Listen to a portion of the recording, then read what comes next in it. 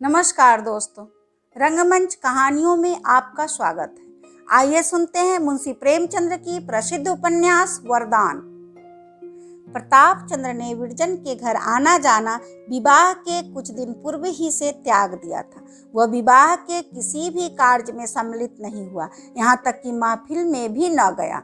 मलिन मन किए मुंह लटकाए अपने घर बैठा रहा। मुंशी संजीवन लाल, सुशीला, सुबामा सब विनती करके हार गए, पर उसने बारात की ओर दृष्टि भी न फेरी। अंत में मुंशी जी का मन टूट गया और फिर कुछ न बोले। यह दशा विवाह के होने तक थी। विवाह के पश्चात उसने उधर का मार्ग ही त्याग दिया। स्कूल जाता तो इस प्रकार एक ओर से निकल जाता मानो कोई आगे बाघ बैठा हुआ है, जैसे महाजन से कोई ऋणी मनुष्य आंख बचा कर निकल जाता है। बिरजन की तो परछाई से भागता। यदि कभी उसे अपने घर में देख पाता तो भीतर पग न देता। माता समझाती, बेटा बिरजन से बोलते चालते क्यों नहीं हो, क्यों उससे मन मोटा किए हुए हो। वह आकर घंटों रोती है कि मैंने क्या किया है जिससे वह रुष्ट हो गए। देखो तुम वह कितने दिनों तक एक संग रहे हो, तुम उसे कितना प्यार करते हो, अकस्मात तुमको क्या हो गया। यदि तुम ऐसे ही रूठे रहोगे तो बेचारी लड़की की जान पर बन जाएगी, सूख कर कांटा हो गई है। ईश्वर जानता है मुझे उसे देखकर करुणा उत्पन्न होती है। तुम्हारी चर्चा के अतिरिक्त उसे कोई और बात ही नहीं सुहाती। प्रताप आंखें नीचे किए हुए सब सुनता और चुपचाप सरक जाता। प्रताप अब भोला बालक नहीं था। उसके जीवन रूपी वृक्ष में यौवन रूपी कोपले फूट रही थी। उसने बहुत दिनों से, उसी समय से जब से होश संभाला, बिरजन के जीवन को अपने जीवन में शर्करा क्षीर की भांति मिला लिया था। उन मनोहर और सुहावने सपनों का इस कठोरता और निर्दयता से धूल में मिलाया जाना उसके हृदय को विदीर्ण करने के लिए काफी था। वह जो अपने विचारों में बिरजन को अपना सर्वस्व समझता था, कहीं का ना रहा, और वह जिसने बिरजन को एक पल के लिए भी अपने ध्यान में स्थान न दिया था, उसका सर्वस्व हो गया। इस वितर्क से उसके हृदय में व्याकुलता उत्पन्न होती थी और जी चाहता था कि जिन लोगों ने मेरे स्वप्नवत भावनाओं का नाश किया है, वह मेरे जीवन की समस्त आशाओं को मिट्टी में मिलाया है, उन्हें मैं भी जलाऊं और सुलगाऊं। सबसे अधिक क्रोध उसे जिस पर आता था वह बेचारी सुशीला थी। सनह सनह उसकी यह दशा हो गई कि जब स्कूल से आता तो कमलाचरण के संबंध की कोई घटना का अवश्य वर्णन करता, विशेषकर जब उस समय जब सुशीला भी बैठी रहती। उस बेचारी का मन दुखाने में उसे बड़ा आनंद आता।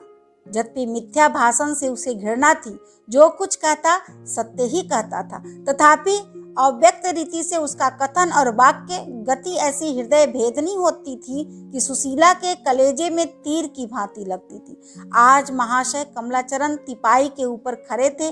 मस्तक गगन का स्पर्श करता था, परंतु निर्लज्ज इतने बड़े कि जब मैंने उनकी ओर संकेत किया तो खरे खरे हंसने लगे। आज बड़ा तमाशा हुआ। कमला ने एक लड़के को घड़ी उड़ा दी। उसने मास्टर से शिकायत की। उसके समीप वे ही महाशय बैठे हुए थे। मास्टर ने खोज की तो आप ही के फेंटे में से घड़ी मिली। फिर क्या था, बड़े मास्टर के यहाँ रिपोर्ट हुई। वह सुनते ही झल्ला गए और कोई 3 दर्जन बेतें लगाई। सड़ासड़ सड़ासड़। सारा स्कूल यह कौतूहल देख रहा था। जब तक बेतें पड़ती रही महाशय चिल्लाते रहे, परंतु बाहर निकलते ही खिलखिलाने लगे और मूंछों पर ताव देने लगे। चाची, नहीं सुना? आज लड़कों ने ठीक स्कूल के फाटक पर कमलाचरण को पीटा, मारते मारते बेसुध कर दिया। सुशीला को ये बातें सुनती और सुन सुनकर कुटती।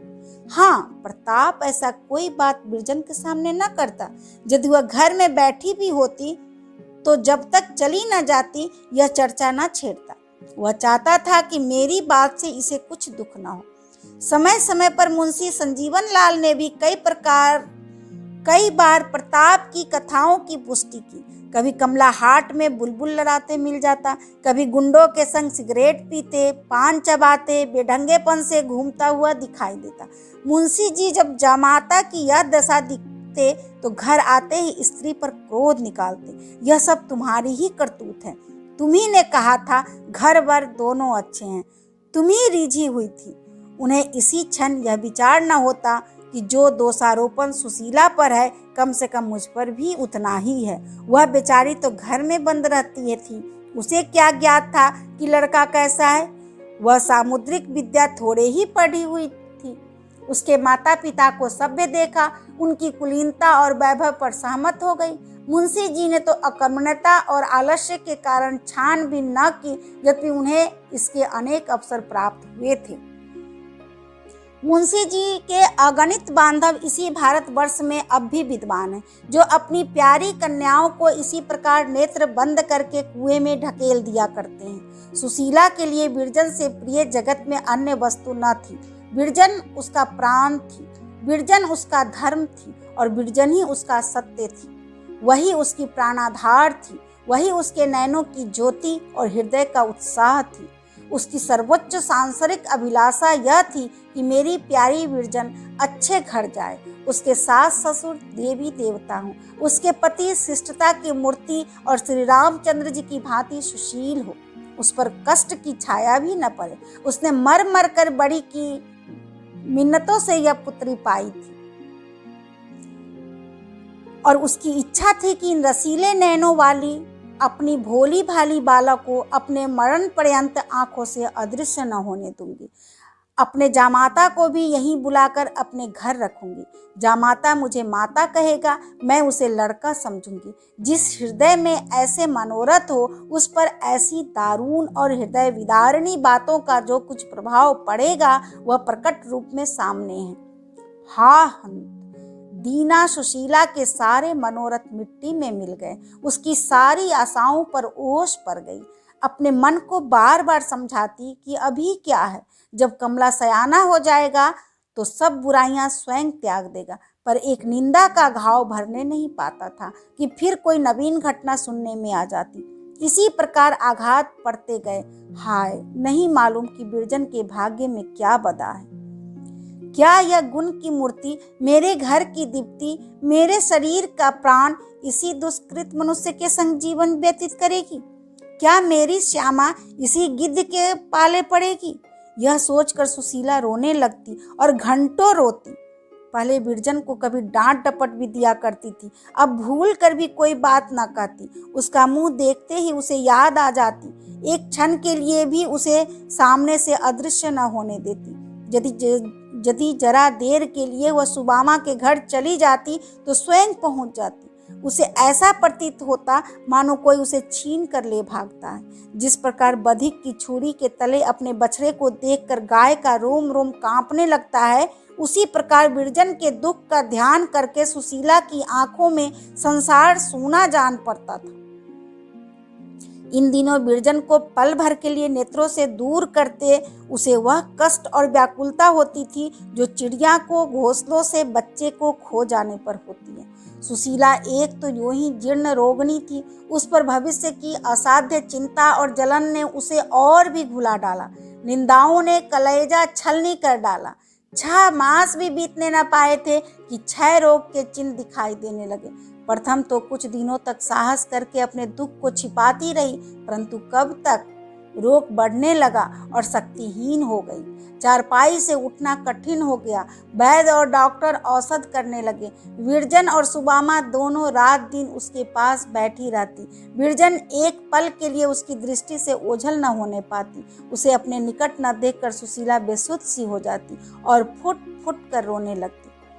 मुंशी संजीवन लाल पहले तो धैर्य के साथ दवा करते रहे, पर जब देखा कि किसी उपाय से कुछ लाभ नहीं होता और बीमारी की दशा दिन ब दिन निकृष्ट होती जाती है, तो अंत में उन्होंने भी निराश हो उद्योग और साहस कम कर दिया।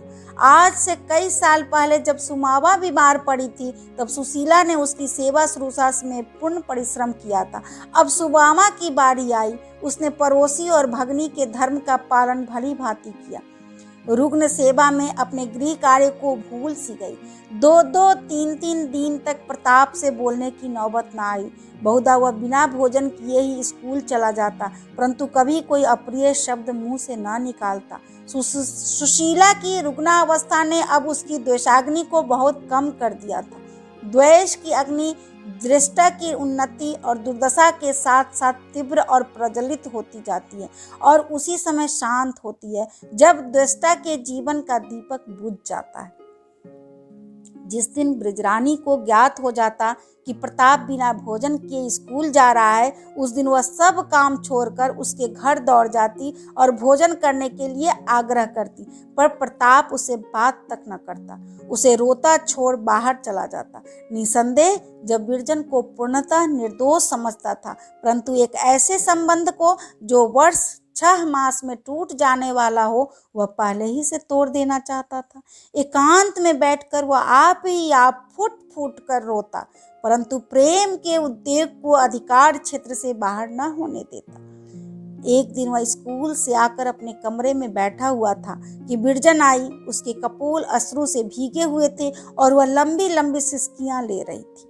उसके मुख पर इस समय कुछ ऐसी निराशा छाई हुई थी और दृष्टि कुछ ऐसी करुणोत्पादक थी कि प्रताप से रहा न गया। सजल नयन होकर बोला, क्यों बिरजन, रो क्यों रही हो? बिरजन ने कुछ उत्तर न दिया, वरन और बिलख बिलख कर रोने लगी। प्रताप का गांभीर्य जाता रहा। वह निसंकोच होकर उठा और बिरजन की आंखों के आंसू पोंछने लगा। बिरजन ने स्वर संभाल कर कहा, लल्लू, अब माताजी ना जिएगी, मैं क्या करूं? यह कहते कहते फिर सिसकियां भरने लगी। प्रताप यह समाचार सुनकर स्तब्ध हो गया। दौड़ा हुआ बिरजन के घर गया और सुशीला की चारपाई के समीप खड़ा होकर रोने लगा। हमारा अंत समय कैसा धन्य होता है, वह हमारे पास ऐसे ऐसे अहितकारियों को खींच लाता है जो कुछ दिन पूर्व तक हमारा मुख नहीं देखना चाहते थे और जिन्हें इस शक्ति के अतिरिक्त संसार की कोई अन्य शक्ति पराजित न कर सकती थी। हाँ, यह समय ऐसा ही बलवान है और बड़े बड़े बलवान शत्रुओं को हमारे अधीन कर देता है। जिन पर हम कभी विजय न प्राप्त कर सकते थे, उन पर हमको इस समय विजयी बना देता है। जिन पर हम किसी शत्रुता से अधिकार न पा सकते थे, उन पर समय शरीर के शक्तिहीन हो जाने पर भी हमको विजयी बना देता है। आज पूरे वर्ष भर पश्चात प्रताप ने इस घर में पदार्पण किया। सुशीला की आंखें बंद थीं, पर मुखमंडल ऐसा विकसित था जैसे प्रभात काल का कमल। आज भोर ही से वह रट लगाए हुए थी, लल्लू को दिखा दो। सुबावा ने इसलिए बिरजन को भेजा था। सुबावा ने कहा, बहन आंखें खोलो, लल्लू खरा है। सुशीला ने आंखें खोल दी और दोनों हाथ प्रेम बाहुल्य से फैला दिए। प्रताप के हृदय में विरोध का अंतिम चिन्ह भी क्लीन हो गया। यदि ऐसे काल में भी कोई मत्सर का मैल रहने दे तो वह मनुष्य कहलाने का हकदार नहीं है। प्रताप सच्चे पुत्रत्व भाव से आगे बढ़ा और सुशीला के प्रेमांक में